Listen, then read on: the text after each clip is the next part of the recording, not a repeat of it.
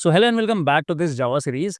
आज की जो वीडियो है उसमें मैं आपको बताने वाला हूँ कि जावा का जो इंट्रोडक्शन पार्ट है ना वो क्या है, किससे जावा बनाई थी, कब बनाई थी, क्या इसके यूजेस हैं, आगे फीचर स्कोप्स वगैरह क्या है, ये सब चीज़ें हम इस पर्टिकुलर वीडियो में कवर करने वाले हैं।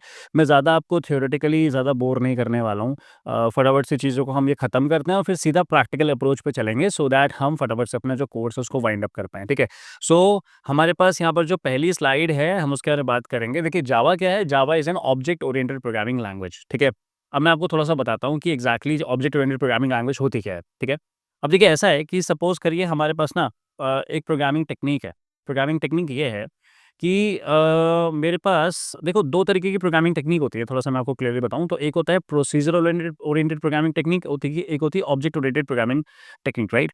तो जो पीओपी है ना, जैसे हमारी सी लैंग्वेज है वो पीओपी पे काम करती थी, ठीक है। यहाँ पर क्या होता है, यहाँ पर ज़्यादा से ज़्यादा फ़ोकस दिया जाता है लॉजिक पे। लॉजिक पे सारा का सारा काम होता है और यहाँ पर पहले डेटा पे ज़्यादा ध्यान नहीं रखा जाता था क्योंकि उतना कंप्यूटर सिस्टम कॉमन नहीं थे सबके पास। तो लॉजिक था, ये मैक्सिमम केस में लॉजिकल लैंग्वेज थी और लॉजिक बेस इसमें काम होता था। लेकिन जैसे-जैसे कंप्यूटर सिस्टम्स क्या हुए, कंप्यूटर सिस्टम जब सब लोग यूज़ करना उन्होंने शुरू कर दिया, आपके स्कूल्स में कंप्यूटर सिस्टम्स आ गए, हॉस्पिटल में आ गए, एयरपोर्ट में आ गए, रेलवे स्टेशंस पे आ गए, घरों में आ गए हैं, तो फिर हमें ज़रूरत पड़ी ऐसे सिस्टम्स को बनाने की ताकि वो ज़्यादा से ज़्यादा डेटा को एक्वायर कर पाए, ज़्यादा से ज़्यादा डेटा को अपने पास रख पाए, ठीक है? तो वहाँ पर लॉजिक की जो रिक्वायरमेंट थी ना थोड़ी-सी कम हो गई थी। तो उस केस में हमारे पास ऑब्जेक्ट ओरिएंटेड प्रोग्रामिंग लैंग्वेज जो है उसको बनाया गया और फिर इसमें क्या हुआ, जो डेटा था, डेटा ज़्यादा प्रायोरिटी पे रखा जाता था और जो लॉजिक थे थोड़ी लेस प्रायोरिटी पे रखा जाता था। ऐसा नहीं था कि लॉजिक यूज़ नहीं होते थे, लॉजिक देखो यूज़ होंगे। आपको कोई कैलकुलेशन करनी है, आपको कुछ प्रोडक्ट्स निकालने हैं, आपको एरिया निकालना है, किसी भी चीज़ के लिए आपको ऑब्वियसली बात है लॉजिक को यूज़ करना पड़ेगा, लेकिन डेटा इसमें ज़्यादा यूज़ होता था, ठीक है। अब डेटा की मैं बात करता हूँ, डेटा कैसे? जैसे मुझे एक स्कूल है, उस स्कूल के लिए सॉफ्टवेयर बनाना है और जो सॉफ्टवेयर है ना वो स्कूल के बच्चों का डेटा होल्ड कर रहा है, ठीक है ना? कि अब किसने फीस दी है, कितना उसका फीस का कोई ड्यू तो नहीं रह गया, कहीं ऐसा तो नहीं है किसी की स्कॉलरशिप आई है वो नहीं मिल रही है या फिर कोई जिसकी अटेंडेंस है वो कितनी है, ये सब चीज़ें जो होती है ना डेटा में आती है। किसी का जो एड्रेस है क्या है, फ़ोन नंबर क्या है, ये सब चीज़ें डेटा है। तो डेटा को होल्ड करने का जो काम था वो ज़्यादा था रादर देन लॉजिक। ऑब्वियसली बात है मैं हर बार तो कैलकुलेशंस नहीं करता रहूँगा, मुझे डेटा ज़्यादा रखना पड़ेगा। तो इसके लिए क्या था, ऑब्जेक्ट ओरिएंटेड प्रोग्रामिंग सिस्टम को डेवलप किया गया था।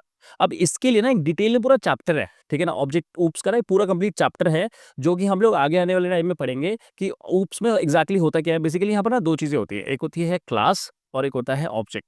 तो यहाँ पर ये 2 चीज़ें होती हैं जो चीज़ जो जिसके अंदर हमें काम करना पड़ता है, ठीक है ना? तो ऑब्जेक्ट ओरिएंटेड प्रोग्रामिंग सिस्टम जो है ना ये बहुत ही ज़्यादा एक फ़ेमस चीज़ है जब आपको डेटा को होल्ड करना होगा। कैसे करेंगे वो थोड़ा-सा मैं आपको आगे बताऊँगा, क्योंकि अभी हम इसके अंदर डीप डाइव करेंगे तो बाकी सब चीज़ें हमारी छूटेगी। सो हम लोगों ने समझा कि जावा क्या है, एक ऑब्जेक्ट ओरिएंटेड प्रोग्रामिंग लैंग्वेज है जो कि क्या रखता है, डेटा को अपने पास रखता है रादर देन लॉजिक, ठीक है ना? तो इसके बारे में पूरा कंप्लीट पूरा चैप्टर है, इवन 10th क्लास में भी काफ़ी कुछ है, 11th में भी है, 12th में भी है। तो हम इसको समझेंगे थोड़ा-सा बाद में, ठीक है? आगे है इसके फीचर्स क्या है, देखो हमारे पास ऑब्वियसली बात है कि कोई भी चीज़ हम यूज़ कर रहे हैं तो उसके कुछ ना कुछ बेनिफिट्स होने चाहिए, कुछ फीचर्स होने चाहिए। तो देखिए यहाँ पर सबसे पहली चीज़ है कि जावा क्या है ना, एक हाई लेवल प्रोग्रामिंग लैंग्वेज है। हाई लेवल प्रोग्रामिंग लैंग्वेज है, मतलब ये एक ऐसी प्रोग्रामिंग लैंग्वेज है जो यूज़र आसानी से समझ सकता है, ठीक है ना? देखो हमारे पास यहाँ पर ना एक होता है, 3 तरह की प्रोग्रामिंग लैंग्वेज होती है। अगर मैं बात करूँ तो एक होता है लो लेवल प्रोग्रामिंग लैंग्वेज, ठीक है? एक हो गया मिड लेवल प्रोग्रामिंग लैंग्वेज और एक हो गया हाई लेवल प्रोग्रामिंग लैंग्वेज, ठीक है? तो जो लो लेवल लैंग्वेजेज़ होती है ना, ये होती हैं जैसे बाइनरी लैंग्वेज, जैसे 0, 1, ठीक है ना? अगर जैसे मुझे सपोज़ नंबर 13 को शो करना है बाइनरी में, ठीक है ना? 13 को शो करना है, मैं कैसे शो करूँगा? 1, 1, 0, 1, ठीक है? तो ये जो बेसिकली ये जो बात कर रहा है ना, ये बात कर रहा है बाइनरी लैंग्वेज के बारे में। तो बाइनरी लैंग्वेज क्या होती है? लो लेवल लैंग्वेज होती है। हाई लेवल लैंग्वेज कौन-सी होती है? जो हम लोग समझते हैं। कैसे? जैसे हमारे पास इंग्लिश लैंग्वेज हो गई, जैसे चाइनीज़ लैंग्वेज है, राइट? जैसे जापानीज़ लैंग्वेज है, जैसे हिंदी लैंग्वेज है। ये सारी भाषाएँ वो हैं जो यूज़र बोलता है, जो ह्यूमन बीइंग यूज़ कर रहे होते हैं, ठीक है? इनको हम लोगों ने कंसिडर किया हाई लेवल लैंग्वेज। तो जावा को हम किससे यूज़ कर रहे हैं? जावा को हम इंग्लिश लिख के ही तो हम सब पूरी जावा लैंग्वेज कर रहे हैं। तो इसलिए हमने क्या बोला कि जावा क्या है? जावा एक हाई लेवल लैंग्वेज है जो कि कोई भी यूज़र आसानी से समझ सकता है। अब ये मिड लेवल लैंग्वेज होती है ना, ये मिड लेवल लैंग्वेज भी एक होती है। ये लैंग्वेज इन दोनों के बीच की होती है, ठीक है? इसमें ना तो पूरा कंप्लीटली बाइनरी लैंग्वेज होती है, ना ही कंप्लीटली हाई लेवल लैंग्वेज होती है। तो इसके लिए ना अलग से पूरा कोर्स करना पड़ता है, सीखना पड़ता है। इसमें निमोनिक्स एंड ऑप कोड्स होते हैं, इसको पूरा सीखना पड़ता है कि जैसे सपोज़ करो मुझे ऐड करना है, तो ऐड मैं लिखूँगा और उसके बाद मैं कुछ नंबर्स को डिफाइन करूँगा और फिर जाके कुछ एडिशन करेगा। तो इसके लिए बहुत कुछ होता है। एमओवी मूव करने के लिए मतलब रजिस्टर्स की थ्रू कोडिंग होती है। तो अभी खैर इसका ये तो हमारा टॉपिक नहीं है, तो हम लोग इस पे नहीं जाएँगे। हमारे पास जो मेजरली हमें बात करनी है वो high level and low level language की बात करनी है। बल्कि लो लेवल की भी हमें बात नहीं करनी, क्योंकि लो लेवल लैंग्वेज ना ऑटोमैटिकली कंप्यूटर समझ लेता है, कन्वर्ट कर लेता है। कैसे करता है उसको मैं अभी आगे समझाने वाला हूँ, ठीक है? नेक्स्ट वीडियो में हम ये सब चीज़ों के बारे में बात करेंगे कि हाई लेवल, लो लेवल कैसे कन्वर्जन वगैरह क्या होता है, ठीक है?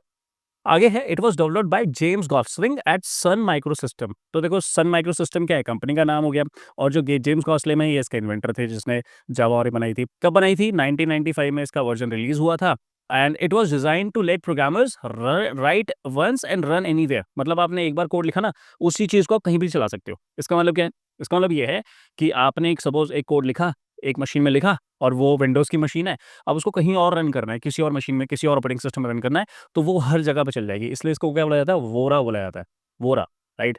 Right once run anywhere. उसके बाद क्या लिखा हुआ है? It is a platform independent language. अब प्लेटफॉर्म इंडिपेंडेंट का मतलब क्या होता है? देखो पहली बात प्लेटफॉर्म समझो, प्लेटफॉर्म क्या होता है? प्लेटफॉर्म का मतलब होता है कि जब हम किसी ऑपरेटिंग सिस्टम के बारे में बात करते हैं, उसको हम प्लेटफॉर्म बोलते हैं। जैसे एंड्रॉइड एक ऑपरेटिंग सिस्टम है, जैसे कि आपका विंडोज एक ऑपरेटिंग सिस्टम है, मैक एक ऑपरेटिंग सिस्टम है, लिनक्स एक ऑपरेटिंग सिस्टम है। तो ये जो है ना, सबके सब प्लेटफॉर्म्स है, ठीक है, जिस पे आप काम कर रहे होते हो। अभी जो प्लेटफॉर्म है, इस प्लेटफॉर्म को इंडिपेंडेंट कर दिया गया। तो पुरानी जो लैंग्वेजेस थी, जैसे सी लैंग्वेज थी, जैसे सी प्लस प्लस लैंग्वेज थी, दे वर प्लेटफॉर्म डिपेंडेंट। वो एक सिस्टम पे चलेंगे तो दूसरे पे नहीं चलेंगे, राइट? बट यहाँ पर क्या है, अगर आपने एक बार कोड लिख दिया, तो वो आप चाहे उसको एप्पल के कंप्यूटर में लगाओ, या फिर विंडोज माइक्रोसॉफ्ट का ये जो विंडोज वाला लैपटॉप होता है इसमें चलाओ, या फिर लिनक्स में चलाओ, ये हर जगह पर इजीली काम कर जाते थे। इसलिए इसको बोला गया प्लेटफॉर्म इंडिपेंडेंट लैंग्वेज। कैसे हुआ है, फिर से मैं आपको बोल रहा हूँ कि मैं नेक्स्ट लाइव में समझाऊंगा, क्योंकि इसमें थोड़ा सा हमें एक इंट्रोडक्शन पार्ट समझना है, ठीक है? अब आगे बढ़ते हैं। देखो अगली चीज क्या है, नेक्स्ट है कि इसके यूजेस क्या-क्या हैं। देखो कहाँ-कहाँ यूज़ हो रहा है। देखो इतने सारे वाइड एप्लीकेशंस हैं। ये तो मैंने बहुत लिमिटेड लिखे हैं, इसके अलावा बहुत जगह है जहाँ पर इसको यूज़ किया जाता है। तो अगर मैं देखूँ, सबसे पहली चीज़ देखो, मोबाइल एप्लीकेशंस में इसको यूज़ कर सकते हैं। आपके जो फ़ोन में एप्लीकेशंस बन रहे हैं, राइट? गेम्स बन रहे हैं, वहाँ पर यूज़ हो सकता है। जीयूआई डेवलपमेंट, अभी जीयूआई का मतलब होता है graphical user interface. Graphical interface का मतलब होता है जहां पर आप क्लिक करके या कुछ चीज को पिक एंड ड्रॉप करके जो काम करते हो ना माउस से, उसको हम जीयूआई बोलते हैं, ठीक है? जब हम लोग जावा का एडवांस कोर्स लेके आएंगे तो डेफिनेटली मैं उसमें आपको सिखाऊंगा कि ग्राफिकल इंटरफेसेस कैसे बनते हैं।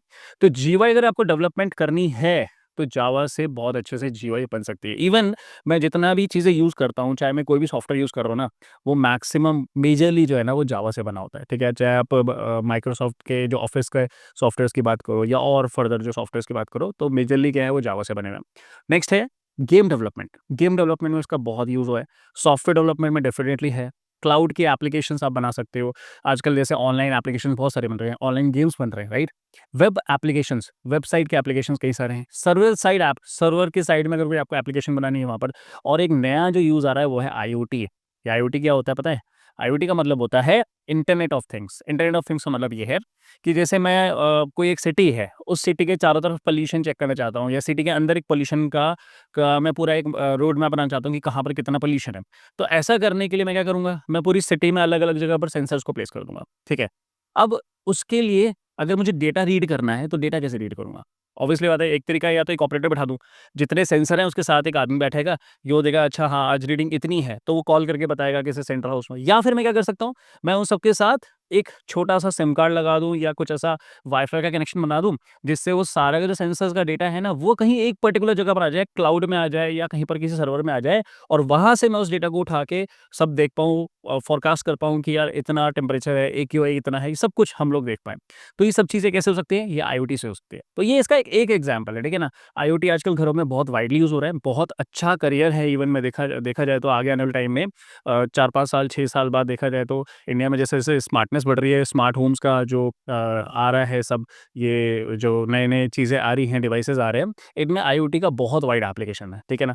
इवन हम लोग भी कुछ आईओटी के प्रोजेक्ट्स में काम करते हैं, तो हमें लगता है कि अरे बहुत पावरफुल चीज़ है, और आने वाले टाइम में आपके जितने भी स्मार्ट होम या होम ऑटोमेशन सिस्टम्स है, उसमें भी आपका आईओटी चलने वाला है, ठीक है? तो ये कुछ इसके यूज़ेज़ हो गए, ये कुछ एप्लीकेशंस हो गए, ये बहुत लिमिटेड हैं, इसके अलावा बहुत सारी चीज़ें हैं, ठीक है?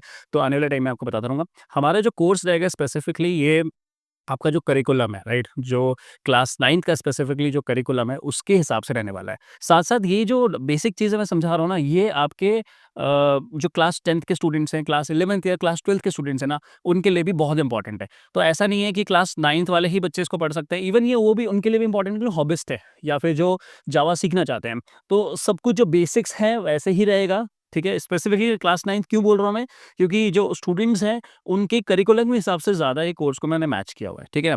सो अब हम मिलेंगे नेक्स्ट वीडियो में, जहाँ पर हम इसके थोड़े से और एडवांस चीज़ों के बारे में बात करेंगे। हम देखेंगे high level, low level languages क्या होती हैं, कैसे कंपाइल होती हैं, कैसे इंटरप्रेट होती है, क्या-क्या चीज़ें होती हैं, सब मैं आपको बताऊँगा नेक्स्ट वीडियो में। तो नेक्स्ट वीडियो में मिलते हैं। अगर आपने सब्सक्राइब नहीं किया है, तो ज़रूर सब्सक्राइब कर लीजिए, सो दैट आप कोई भी वीडियो मिस ना करें। हम मिलते हैं नेक्स्ट नेक्स्ट वीडियो में, तब तक के लिए बाय-बाय।